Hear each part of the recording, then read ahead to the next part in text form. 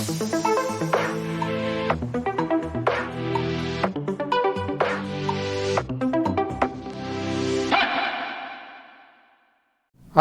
alaikum and hello to all students. I hope you are doing fine.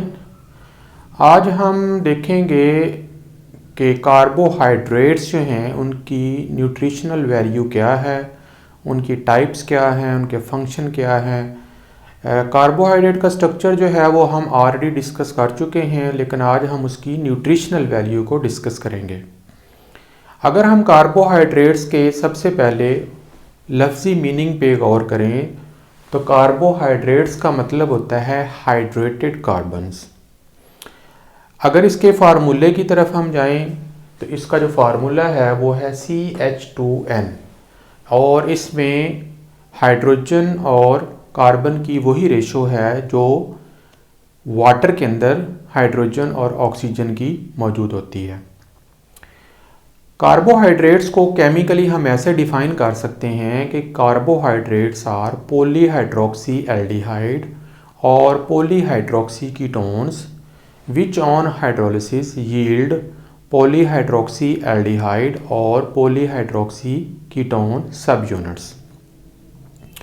तो chemically ये एक aldehyde और ketone से बने हुए केमिकल सब्सटेंसेस होते हैं, जिनमें एल्डिहाइड ग्रुप भी हो सकता है, कीटोन ग्रुप भी हो सकता है और इनके डिफरेंट किस्म के स्ट्रक्चर्स होते हैं, इनकी क्लासिफिकेशन भी होती है जिसमें बहुत सारी इसकी टाइप्स हैं। लेकिन आज मैंने सबसे इसकी जो मेजर जो ग्रुप बंदी है उसको मैंने आपके सामने जो है वो पेश करने जा रहा हूँ।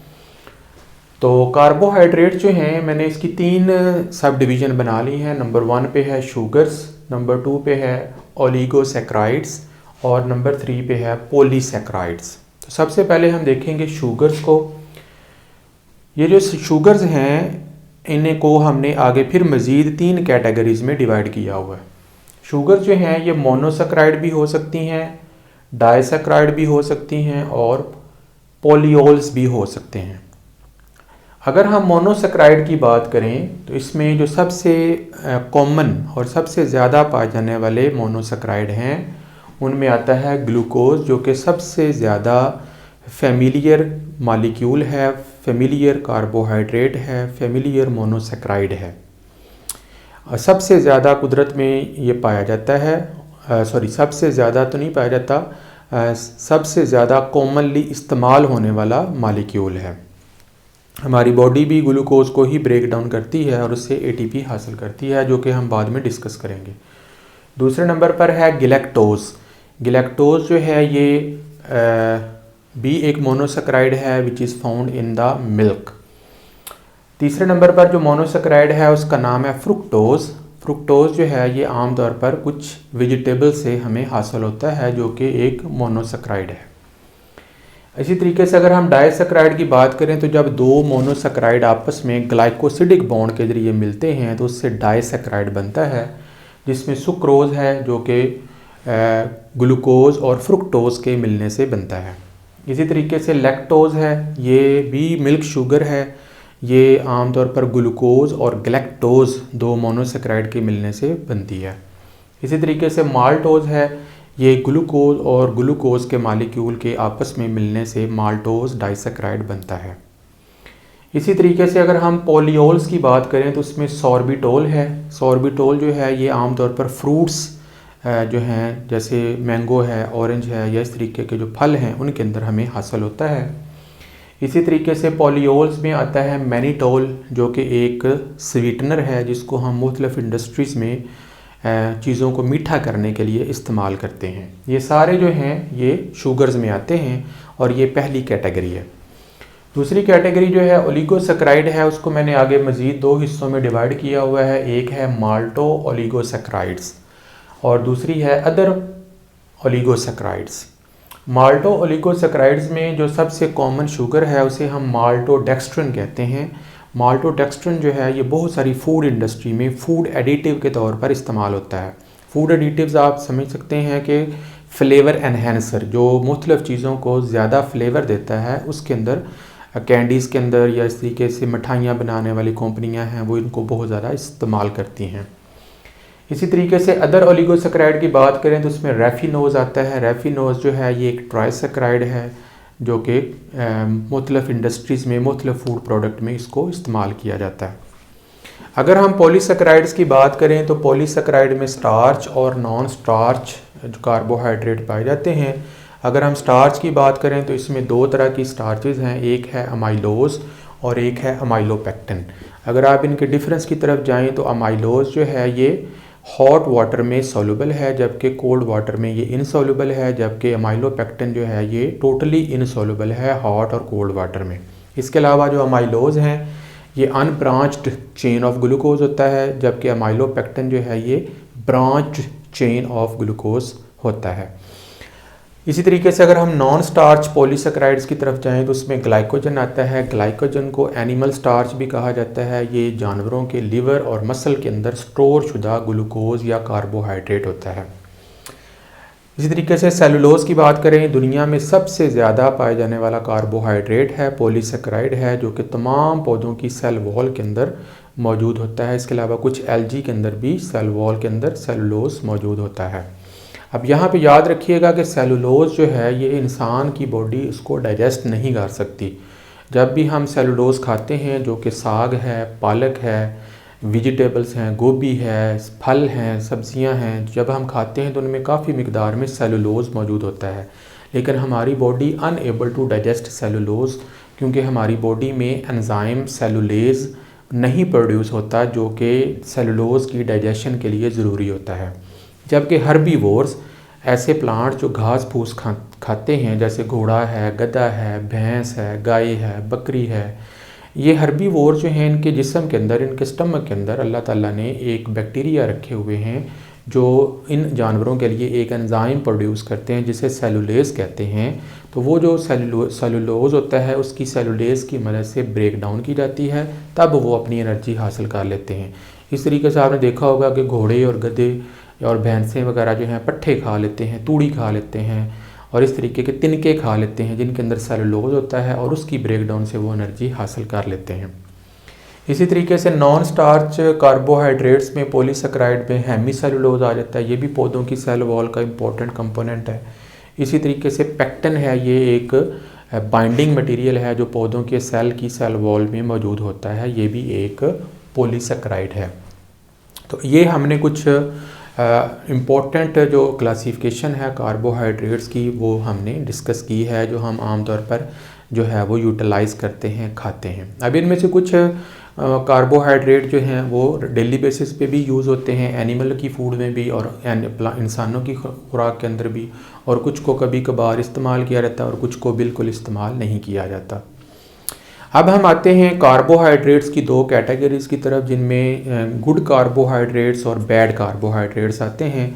अगर हम उनको देखें तो इंसान जो है वो इंसान की ज़िंदगी के लिए कार्बोहाइड्रेट्स बहुत ज़्यादा अहमियत के हामिल हैं। उसे रोज़ाना कार्बोहाइड्रेट्स की ज़रूरत पड़ती है। अब किस किस्म के कार्बोहाइड्रेट्स खाते हैं, तो मैंने यहाँ पे दो कैटेगरीज़ बना ली हैं, एक गुड कार्बोहाइड्रेट्स हैं और एक बैड कार्बोहाइड्रेट्स हैं।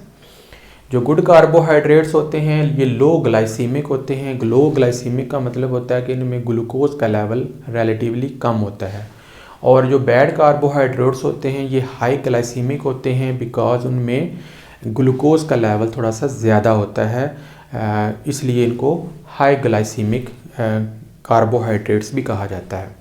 अब लो ग्लाइसीमिक कार्बोहाइड्रेट किसको चाहिए? ऐसा इंसान जो डाइट कर रहा है, जिसको ज़्यादा ग्लूकोज की ज़रूरत नहीं है, स्पेशली डायबिटीज़ के जो मरीज़ हैं वो जो हैं गुड कार्बोहाइड्रेट्स को प्रेफर करें, या वो इंसान जो मोटे हैं और वो डाइट करके स्लिम और स्मार्ट होना चाहते हैं वो भी गुड कार्बोहाइड्रेट्स को फॉलो करेंगे, या ऐसे मरीज़ जिनको हार्ट अटैक या हार्ट प्रॉब्लम्स हैं वो भी इसको फॉलो कर सकते हैं। अलगर्ज गुड कार्बोहाइड्रेट्स हर इंसान के लिए हेल्दी चॉइस हैं। अगर हम गुड कार्बोहाइड्रेट्स की प्रॉपर्टीज़ की बात करें तो इनमें कैलोरीज़ बहुत कम होती हैं, क्योंकि ग्लूकोज का लेवल इनमें कम होता है। लो कैलोरीज कार्बोहाइड्रेट हैं। इसके अलावा इनके अंदर हाई न्यूट्रिएंट्स की मिकदार आम रूटीन से ज़्यादा होती है। मिनरल्स पाए जाते हैं, विटामिन्स पाए जाते हैं जो कि बॉडी की रिक्वायरमेंट के लिए ज़रूरी होते हैं। गुड कार्बोहाइड्रेट यूजली जो हैं ये नेचुरल रिसोर्सेज वेजिटेबल्स हैं या फ्रूट्स हैं वहाँ से हासिल होते हैं।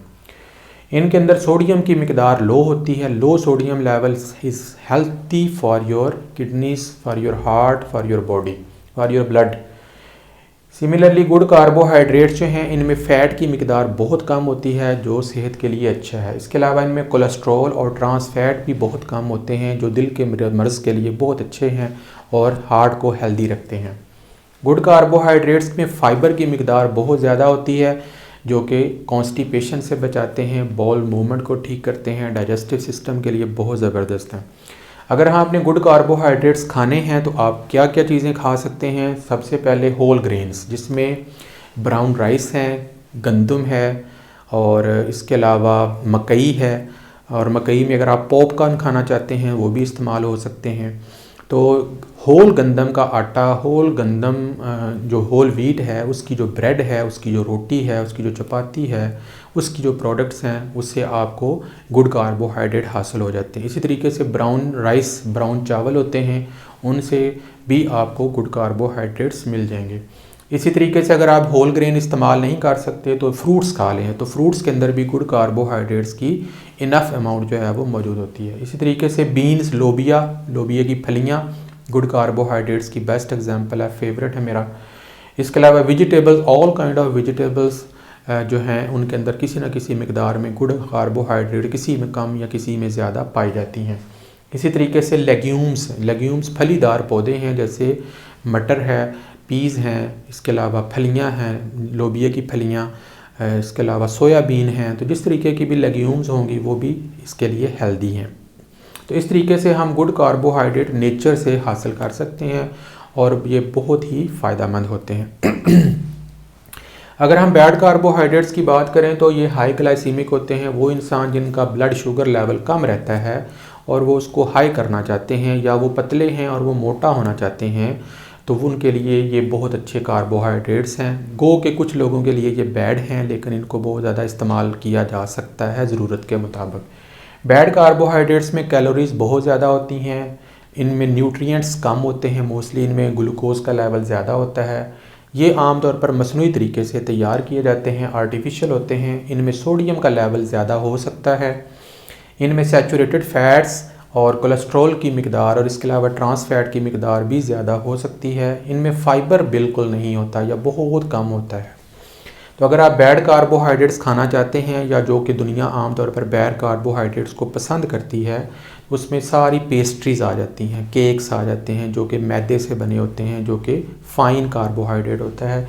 इसी तरीके से तमाम सोडाज़, जितने भी सोडाज़ हैं, बोतलें हैं, उनके अंदर बहुत ज़्यादा मिकदार में कार्बोहाइड्रेट्स शुगर की शक्ल में मौजूद होते हैं। वैसे कॉर्न सिरप भी हो सकता है। इसी तरीके से वाइट राइस जो कि बैड कार्बोहाइड्रेट्स में आते हैं, वाइट ब्रेड जो कि सफ़ेद आटे से बनी होती है, मैदे से बनी होती है, जो कि एक बैड कार्बोहाइड्रेट है। इसी तरीके से वाइट फ्लोर फूड, जितनी भी वाइट फ्लोर की फूड बनी हुई है मैदे से, जिसमें समोसे हैं, नान हैं, शवारमा ब्रेड है, पिज़्ज़ा की डो है, या जो भी चीज़ आप वाइट ब्रेड से रोटी बनाएंगे, चपाती बनाएंगे, कोई भी चीज़ उससे तैयार होगी, बेकरी आइटम्स हैं, बिस्किट हैं, कुकीज़ हैं, बन्स हैं, रस हैं, बहुत सारी चीज़ें हैं जो हम वाइट ब्रेड से बनाते हैं, वो सारी की सारी बैड कार्बोहाइड्रेट में आती हैं। ये आपके ग्लूकोज के लेवल को बहुत तेज़ी के साथ इंक्रीज़ कर सकते हैं और ये कॉन्स्टिपेशन का बायस भी बन सकते हैं। लेकिन ये हाई एनर्जी वाले जो हैं वो कार्बोहाइड्रेट्स जो हैं वो कंसिडर किए जाते हैं। अब अगर हम कार्बोहाइड्रेट्स के फंक्शन की बात करते हैं तो कि ये हमारी बॉडी के लिए क्यों ज़रूरी है। नंबर 1, कार्बोहाइड्रेट्स जो हैं ये हमारे सेंट्रल नर्वस सिस्टम, ब्रेन और स्पाइनल कॉर्ड के लिए फ्यूल का बायस बनते हैं, यानी हमारे लिए सोर्स ऑफ फ्यूल हैं। जिस तरह हम एक चूल्हे में गैस जलाते हैं, कोयला जलाते हैं, पेट्रोल जलाते हैं, इसी तरीके से हमारी बॉडी में ग्लूकोज बर्न होता है। जब भी हम कोई भी चीज़ खाते हैं तो वो अल्टीमेटली डाइजेस्ट होने के बाद ग्लूकोज में तब्दील हो जाती है। ये ग्लूकोज हमारे सेल्स को दिया जाता है, जहाँ पर उसको मेटाबोलाइज करके उसके अंदर से एनर्जी हासिल की जाती है और उससे ATP सिंथेसाइज़ की जाती है, जिससे हमारी पूरी बॉडी का निज़ाम चलता है। हमारे ब्रेन को, हमारे लीवर को, हमारे हार्ट को, हमारे किडनीज़ को, हर हिस्से को ग्लूकोज की ज़रूरत होती है, जो कि कार्बोहाइड्रेट से हमें आसानी के साथ हासिल हो सकता है। इसी तरीके से ज़हनी अच्छी सेहत के लिए, मेंटल हेल्थ के लिए कार्बोहाइड्रेट्स जो हैं वो बहुत ज़रूरी हैं। इसके अलावा कार्बोहाइड्रेट गुड फॉर मेमोरी, आपकी यादाश्त के लिए बहुत अच्छे होते हैं, ख़ास तौर पर जब स्टूडेंट्स लाइफ में हों। अगर आप स्टडी कर रहे हैं, पढ़ रहे हैं, तो साथ मुंह में चॉकलेट रख लें, कैंडी रख लें, जो कि फ़ौरी आपको ग्लूकोज देगा और आपकी जो मेमोरी है, लर्निंग पावर है, वो इंक्रीज़ होगी। सिमिलरली जब आप एग्ज़ाम में बैठे हुए हैं, अपने साथ कुछ कैंडीज़ ले जाएँ, कुछ चॉकलेट्स ले जाएँ जो मुँह में आप चूसते रहें, ताकि आपको फ़ौरी ग्लूकोज मिलता रहे, ताकि आपका जो ब्रेन है वो फटीग का शिकार ना हो और वर्किंग करता रहे। इसी तरीके से कार्बोहाइड्रेट्स जो हैं आमतौर पर कंसिडर किए जाते हैं कि ये वेट को गेन करते हैं, लेकिन मैंने अभी आपको गुड कार्बोहाइड्रेट्स बताए हैं। गुड कार्बोहाइड्रेट्स वेट को मेंटेन करने के लिए, डाइट के लिए, वेट को मैनेज करने के लिए बहुत ज़बरदस्त डाइट के तौर पर इस्तेमाल किए जा सकते हैं। जिस तरीके से कार्बोहाइड्रेट्स के फ़ायदे हैं, इसी तरीके से कार्बोहाइड्रेट की डेफिशिएंसी के नुकसानात भी होते हैं। कुछ लोग कार्बोहाइड्रेट्स नहीं लेते या बहुत कम मिकदार में लेते हैं। उसकी कमी से हमारी बॉडी क्या क्या हो सकता है। नंबर 1, अगर कार्बोहाइड्रेट्स नहीं लेंगे तो हमें एनर्जी नहीं मिलेगी, सोर्स ऑफ एनर्जी नहीं मिलेगा, ज़ाहिर है हमारे फ्यूल नहीं मिलेगा, और फ्यूल नहीं मिलेगा तो बॉडी की वर्किंग स्लो हो जाएगी। इसी तरीके से अगर हमारे ब्रेन को मेंटल वीकनेस हो जाएगी, अगर हमें ग्लूकोज नहीं मिलेगा तो हमारा जहन जो है वो सोच विचार नहीं कर पाएगा, ज़्यादा थिंक नहीं कर पाएगा, ड्यूरिंग स्टडीज़ प्रॉब्लम आएगा। इस तरह से फ़िज़िकल वीकनेस, जिस्म जो है उसको भी एनर्जी की कमी का सामना होगा, मसल नहीं काम करेंगे, कुड़ुल पड़ेंगे, मसल फटीग हो जाएगी, क्रैम्प्स पड़ेंगे और इस तरीके की दूसरी कंडीशंस का सामना करना पड़ सकता है। सबसे बड़ी बात यह है कि कार्बोहाइड्रेट्स अगर हम नहीं इस्तेमाल करेंगे, स्पेशली गुड कार्बोहाइड्रेट्स, तो हमें कॉन्स्टिपेशन का सामना करना पड़ेगा, जिससे बॉल मूवमेंट बहुत स्लो हो जाती है और 2-2, 3-3 दिन बाद लैट्रीन जो है वो जाना पड़ता है, जिससे बहुत सारे मसाइल पैदा होते हैं। और ये कहा जाता है कि कब्ज़ जो है ये उम्मुल अमराज है, यानी तमाम बीमारियों की माँ है। अगर आप कब्ज़ से बच जाते हैं तो आप बहुत सारी बीमारियों से ऑटोमेटिकली बच जाते हैं। इसी तरीके से ये प्रोटीन ब्रेक डाउन करते हैं। जब आपकी बॉडी को ग्लूकोज नहीं मिलेगा, कार्बोहाइड्रेट्स नहीं मिलेंगे एनर्जी के लिए, बॉडी की रिक्वायरमेंट के लिए, तो आपकी बॉडी आपकी मसल प्रोटीन को डाइजेस्ट करना शुरू कर देगी। उसके 2 नुकसानात होंगे।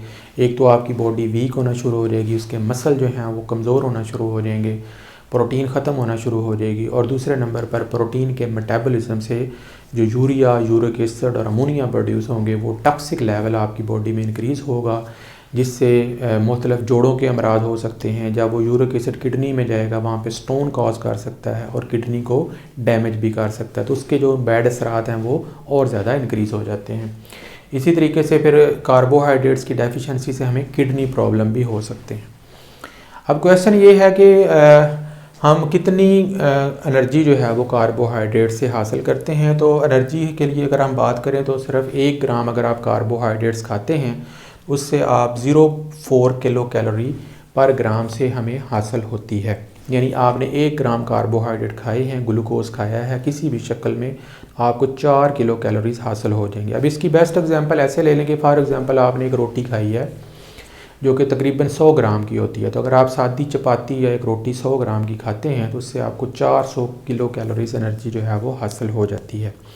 बाकी डिपेंड करता है कि आप किस किस्म के कार्बोहाइड्रेट इस्तेमाल करते हैं। डिफरेंट कार्बोहाइड्रेट्स में एनर्जी की रेशो जो है वो डिफरेंट होती है, वो भी हम डिस्कस करते हैं।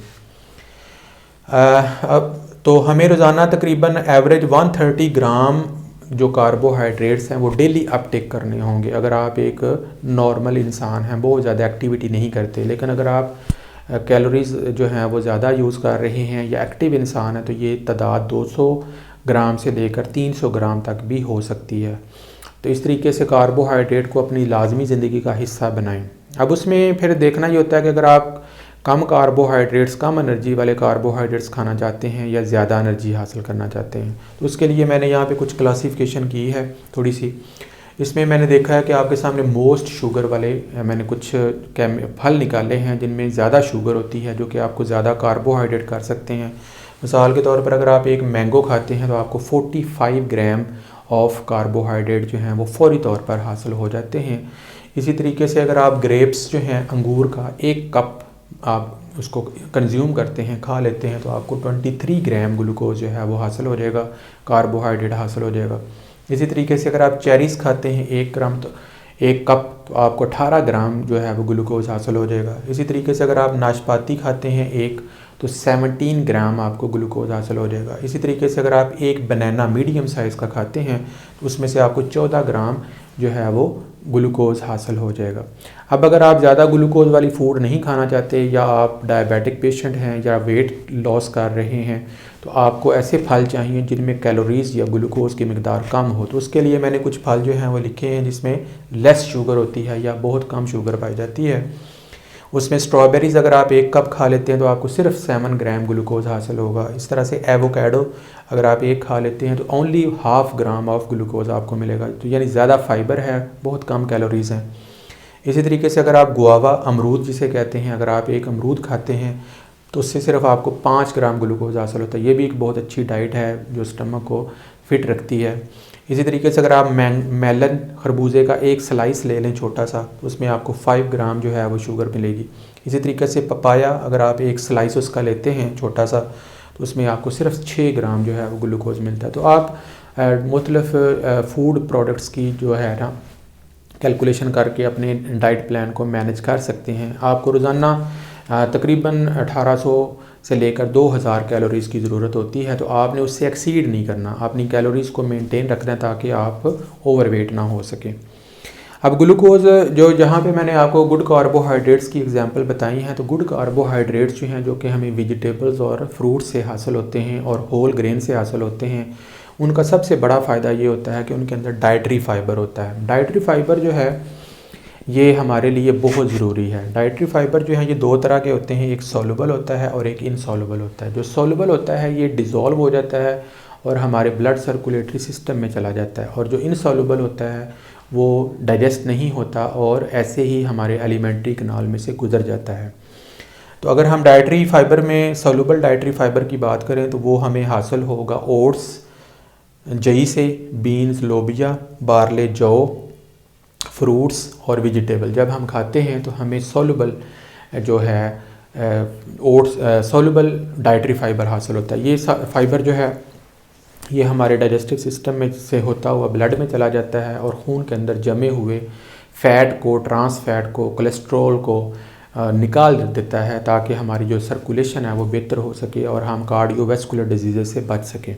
इसलिए अपनी ज़िंदगी में ओट्स को शामिल कर लें, बार्ले को शामिल कर लें, लोबिया को शामिल करें ताकि आप फिट रहें, आपकी सेहत अच्छी रहे। इसी तरीके से अगर आप इनसॉल्युबल डाइटरी फाइबर की बात करेंगे, उसमें व्हीट ब्रैन आ जाता है, यानी गंदम का छिलका, गंदम की भूसी आ जाती है।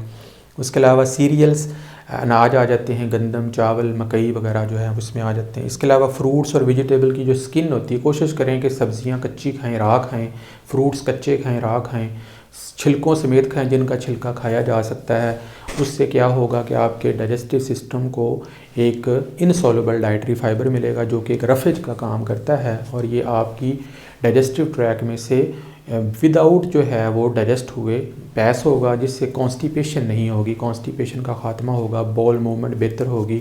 और अगर एक कॉन्स्टिपेशन ख़त्म हो जाती है तो आप हज़ारों बीमारियों से खुद ब खुद जो है, जिसमें कोलन कैंसर है, गैस्ट्राइटिस है, गैस्ट्रोएंटराइटिस है, इन्फेक्शंस हैं और बहुत सारे प्रॉब्लम हैं जिनसे पाइल्स है, बहुत सारी बीमारियों से इंसान जो है वो महफूज हो सकता है। तो अपनी ज़िंदगी में फ़ाइबर को भी ज़रूर शामिल करें। इसके अलावा आजकल एक इसबगोल का छिलका जो कि है एक रफेज के तौर पर इस्तेमाल किया जाता है, लेकिन उसको डॉक्टर के मशवरे के बगैर नहीं लेना चाहिए क्योंकि वो बहुत ज़्यादा अंतड़ियों में खुश्की पैदा कर देता है। या अगर आप उसके ले रहे हैं तो उसके साथ 1 चम्मच ऑलिव ऑयल जो है, जैतून का तेल ज़रूर पिएँ ताकि वो आपके जो अंतड़ियाँ हैं, इंटेस्टाइन्स हैं, उनके अंदर ड्राइनेस ना पैदा करे। तो कार्बोहाइड्रेट्स बहुत इम्पोर्टेंट मैक्रोन्यूट्रिएंट्स हैं, मैक्रोमॉलिक्यूल्स हैं जो हमारे लिए हेल्दी लाइफस्टाइल के लिए बहुत इम्पोर्टेंट हैं। डेली अपटेक उनका ज़रूरी है। छोटे बच्चों से लेकर बड़े अफराद तक, प्रेग्नेंट वीमेंस तक, हर किस्म के फ़र्द के लिए कार्बोहाइड्रेट जो हैं वो लेना हमारे लिए बहुत ज़रूरी है। तो आई होप कि आज का जो लेक्चर है वो क्लियर हो गया होगा। तो अगर हो गया है तो प्लीज़ इसको लाइक करें, सब्सक्राइब करें, दोस्तों के साथ भी शेयर करें। See you in the next lecture. Bye.